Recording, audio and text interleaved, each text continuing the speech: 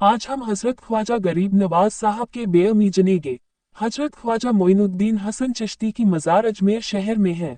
यह माना जाता है कि मोइनुद्दीन चिश्ती का जन्म 537 हिजरी संवत अर्थात 1143 ही पूर्व पर्शिया के सिस्तान क्षेत्र में हुआ। सात अन्य खाते के अनुसार उनका जन्म ईरान के इस्फहान नगर में हुआ। ख्वाजा मोइनुद्दीन चिश्ती की दरगाह के खादिम पूर्वजों के वंशज है। ख्वाजा नवाब के नाम से भी जाना जाता है। गरीब नवाज इन्हें लोगों द्वारा दिया गया लक़ब है।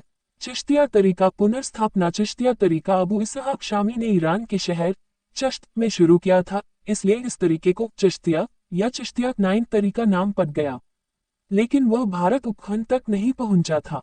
मोइनुद्दीन चिश्ती साहब ने इस सूफी तरीके को भारत उपमहाद्वीप या उपखंड में स्थापित और प्रचार किया। ये तत्व या तरीका आध्यात्मिक था। भारत भी एक आध्यात्म की देश होने के नाते इस तरीके को समझा, स्वागत किया और अपनाया। धार्मिक रूप से ये तरीका बहुत ही शांतिपूर्वक और धार्मिक विज्ञान से भरा होने के कारण भारतीय समाज में इनके शिष्यगण अधिक हुए। इनकी चर्चा दूर दूर तक फैली और लोग दूर दूर से इनके दरबार में हाजिर होते और धार्मिक ज्ञान पाते। अजमेर में उनका प्रवेश। अजमेर में जब वे धार्मिक प्रचार करते तो चिश्ती तरीके से करते थे। इस तरीके में ईश्वर गान पद्य रूप में गायन के माध्यम से लोगों तक पहुंचाया जाता था। मतलब ये कि कव्वाली, समाख्वानी और उपन्यासों द्वारा लोगों को ईश्वर के बारे में बताना और मुक्ति मार्गदर्शन करवाना। स्थानीय हिंदू राजाओं से भी कई मतभेद हुए, परंतु वह सब मतभेद स्वल्पकालीन थे। स्थानीय राजा भी मोइनुद्दीन साहब के प्रवचनों से मुग्ध हुए और उन पर कोई कष्ट या आपदा आने नहीं दिया। इस तरह स्थानीय लोगों के हृदय भी जीत लिए और लोग भी इनके मुरीद शिष्य होने लगे।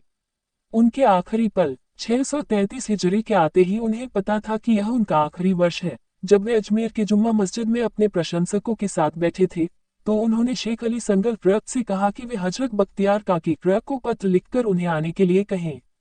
ख्वाजा साहेब के बाद कुरान पाक, उनका गालिचा और उनके चप्पल काकी क्रक को दिया गया और कहा, यह विश्वास मोहम्मद सव का है जो मुझे मेरे पीर और मुर्शिद से मिला है। मैं आप पर विश्वास करके आपको दे रहा हूँ। और उसके बाद उनका हाथ लिया और नब की ओर देखा और कहा, मैंने तुम्हें अल्लाह पर न्याज किया है और तुम्हें यह मौका दिया है उस आदर और सम्मान प्राप्त करने के लिए। उसके बाद 5 और 6 रजब को ख्वाजा साहेब अपने कमरे के अंदर गए और कुरान पाक पढ़ने लगे। रात भर उनकी आवाज सुनाई दी, लेकिन सुबह को आवाज सुनाई नहीं दी। जब कमरा खोलकर देखा गया तब वे स्वर्ग चले गए थे। उनके माथे पर सिर्फ ये पंक्ति चमक रही थी, वे अल्लाह के मित्र थे और इस संसार को अल्लाह का प्रेम पाने के लिए छोड़ दिया। उसी रात को काकी क्रक को मोहम्मद स्वप्न में आए थे और कहा, ख्वाजा साहब अल्लाह के मित्र हैं और मैं उन्हें लेने के लिए आया हूँ। उनकी जनाजे की नमाज उनके बड़े पुत्र ख्वाजा फखरुद्दीन क्रक ने पाई। हर साल हजरत के यहाँ उनका उर्स बड़े पैमाने पर होता है। वंश। आपको शेख हुसैन अजमेरी और मौलाना हुसैन अजमेरी, ख्वाजा हुसैन चिश्ती के नाम से भी जाना जाता है।